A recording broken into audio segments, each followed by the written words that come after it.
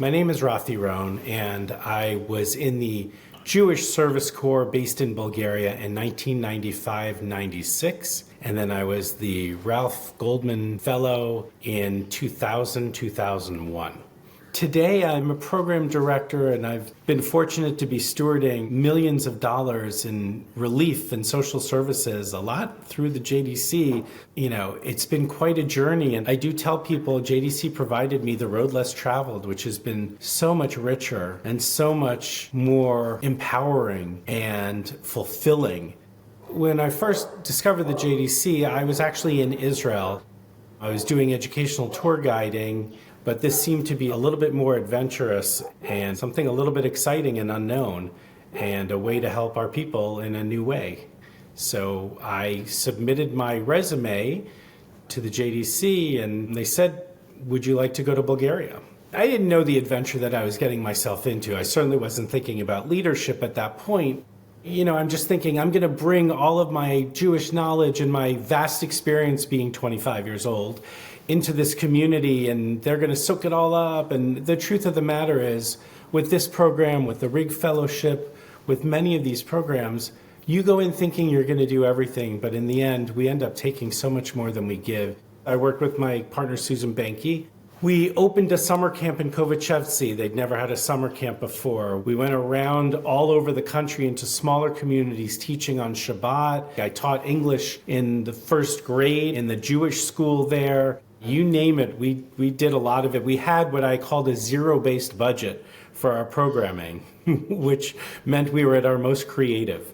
Literally 30 years later, all of those youth leaders, students who are learning, helping us lead the first Seder for 1,000 people in decades in Bulgaria. They led it themselves and opened the summer camp. Now they're running the community. They've grown and blossomed into this incredible leadership. When I was a JSC fellow in Bulgaria, Danny Rips was the Rig Fellow, and I looked at what he was doing and I said, I really, really want to do that. One night it snowed like 24 hours in a row. And so I made a 5-year plan, and my plan was to go back, get a job, apply to graduate school that was focused on international development and public policy and welfare and relief work. And somehow plan A seemed to work out. I was fortunate to have the opportunity to travel around much of the lesser developed world, working and learning with Jewish communities from Morocco to Germany to Central Asia to Ukraine, Russia, you name it. I tried to get to Iran, but they wouldn't send me. But I got to a lot of places and saw many things and tried to contribute where I could, but learned so much about the world of relief and welfare and rebuilding our community. It was an incredible gift, and I think that helped give me a global lens versus a much narrower lens of a North American childhood. For those of us who had the blessing and the fortune of having the fellowship when Ralph was with us, the best part of the fellowship was sharing matzo ball soup and a pastrami sandwich with him every week to try and glean wisdom from him. He had so much to give and so much to offer, and all he ever wanted to hear about was you and your own experience and what you thought about. And that, to me, symbolizes the JDC.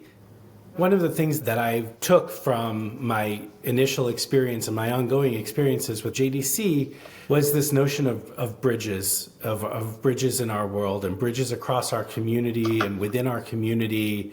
Now more than ever, these bridges are so critical. The world is a narrow bridge, and we have to overcome that fear of crossing it because what's on the other side is usually our tribe. It's a hard time to be Jewish in our world, and it's a time that we have to stand up and be proud, which makes our global interconnection that much more critical. JDC's infrastructure, that's what it's been focused on for so long. Bringing a basic food package to the only Jew left in a village 20 miles outside of Minsk or outside of Almaty, keeping them feeling connected. Now entire communities, we need that connection. There's too much work to be done, but we also can't ever stop doing it. And, I think about My beloved country director, Moshe Yehoda of blessed memory, he would come to the committee meetings at JDC board meetings in New York, and he would pound on the table and he would say, they need our help now. It's dire.